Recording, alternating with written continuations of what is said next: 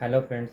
मेरा SSC CGL 2020 का डिवीज था वो 29 अगस्त को था सेकंड शिफ्ट में। तो उसी के तरफ हमारे एसएससी एमटीएस द्वारा 2020 और एसएससी सीएचएसएल 2020 जिसका स्किल टेस्ट का जो रिजल्ट है वो आ चुका है। उसके बाद जो जो फाइनल जो डिवी होता है वो होने वाला। और एसएससी एमटीएस 2020 का डिवी जो है वो 5 से लेकर 16 तक चलने वाला है। तो उसी के बारे में आपको बताएंगे कि क्या क्या ज़रूरी डॉक्यूमेंट्स जो कि ले जाना हो, क्या क्या मेरे साथ क्या क्या हुआ था वो भी आप लोगों को बताएंगे। जैसा कि मेरा जो था तो सीआरईएन था, तो इसलिए मैं प्रयागराज में फाफा मऊ सेंटर है वहाँ पर मैं गया था। उसके बाद मैंने वहाँ पर मेरा जो शिफ्ट था वो मेरा पहला ब्लॉक में था। मैंने पहला ही बार मेरा सेकंड शिफ्ट में था, तो वहाँ हम गए।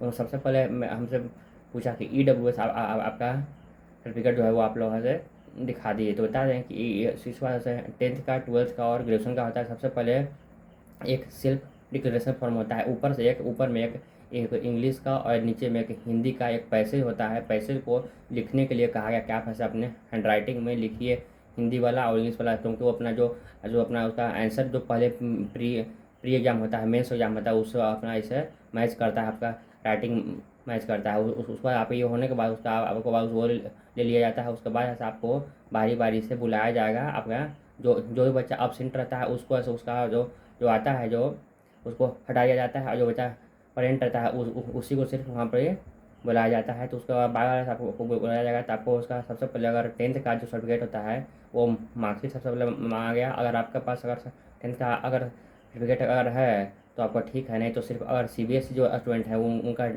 10th में सिर्फ मार्कशीट जो रहता है उसी पर मार्कशीट और उनका सर्टिफिकेट दोनों रहता है। तो आगे है 12th का, 12th में मार्कशीट मांगा था और सिर्फ सर्टिफिकेट मांगा था। ये दोनों हो गया, सिर्फ मार्कशीट और सर्टिफिकेट। बता दें कि आपका कोई भी ऐसे 10th का 12th का और ग्रेजुएशन का एडमिट कार्ड आप लोगों को लेके नहीं जाना है। एडमिट कार्ड वहाँ पर भी अलाउ नहीं था। और आगे बढ़ते हैं तो ग्रेजुएशन का जो बीएससी पार्ट 1 पार्ट 2 पार्ट 3 रहता है, सबका आपको मार्कशीट लेके जाना है। और ये इशू बहुत आ रहा था कि बहुत सारे कॉलेज या यूनिवर्सिटी में जो होता है वो भी रिजल्ट अभी नया है, जो क्योंकि सो कहा था सर्टिफिकेट अभी नया है, तो उसमें आपको प्रोविजनल सर्टिफिकेट जो आपके पास होगा, प्रोविजनल सर्टिफिकेट आपको लेके जाना है। और उसका फोटो कॉपी हम में से 4 ठो लेगा, इसलिए कि आप लोग भी कम से कम 4 ठो आप लोगों जितना भी है फोटो कॉपी लेकर जाइएगा और सेल्फ अटेस्टेड करके जाइएगा। यानी सेल्फ अटेस्टेड होता है कि आप वो ऊपर से अपना साइन नीचे से करेगा और उस पर आप सेल्फ अटेस्टेड लिख आप लोग दीजिएगा। बस हम यही किए थे और डेट लिखने का जरूरत नहीं है। तो वही बीएससी का ग्रेजुएशन का पार्ट 1 पार्ट 2 पार्ट 3 का मार्कशीट और उसका जो है प्रोविजनल सर्टिफिकेट लेकर जाना है।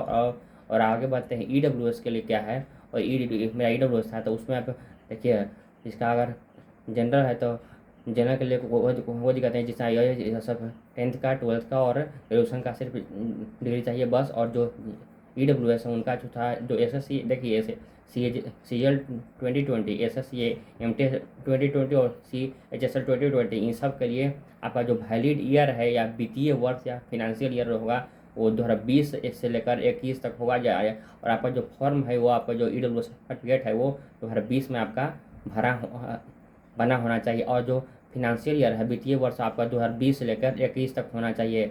और वो जो फॉर्म होगा वो बिहार या यूपी या कोई भी बोर्ड, हरियाणा बोर्ड होगा उसका भी अगर बना हुआ है तो कोई उसमें बात नहीं है। लेकिन सर आपका जो फिनेंशियल ईयर जो है वो आपका सिर्फ 2020 से लेकर 21 तक होना चाहिए।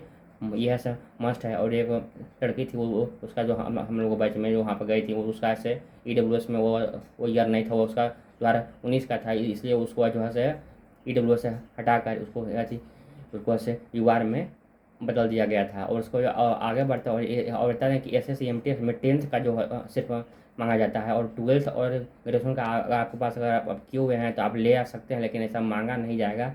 भले आप कुछ होगा आपका क्वालिफिकेशन जो वहाँ पर होगा तो आपको चाहेगा तो आप भर सकते हैं कि आप कहाँ तक पढ़े हुए हैं, लेकिन वो सब आपसे मांगेंगे नहीं। सिर्फ आपका 10th का मार्कशीट और जो आपका जो अर्थ सर्टिफिकेट है तो सर्टिफिकेट से मांगेंगे, नहीं तो वह सिर्फ मार्कशीट में ही, अगर वो वही है तो सिर्फ वही से मांगेंगे। और बाकी फिर जो होता है और उसको बाद फिर होता है थंब इम्प्रेशन लिया था और साइन करवाया था। और उसका फिर जो आई का होता है एक कैमरा से होता है वो आँख का जो होता है लेंस होता है उसका लिया था प्रयोग। उसको जो तो अगर ऑप्शन फॉर्म होता है, अगर हाँ अब बाकी रहा SSC CHSL जिसका से स्किल टेस्ट का रिजल्ट अभी आया, उसका भी DP होना बाकी है, तो उस पर होता है एक ऑप्शन फॉर्म होता है कि आपका किस क्रम में आप अपना जो पोस्ट है वो अपना लेना चाहते हैं, तो उसका एक ऑप्शन फॉर्म होता है, वो सबसे अंतिम में जो उसका तो वेबसाइट पर हर एक रीजन की वेबसाइट पर आता है, तो वो अभी अपना ऑप्शन फॉर्म भर के लेके जाइएगा और अपना जो भी होगा एडमिट कार्ड लेके जाना तो जरूरी है ही। अब एक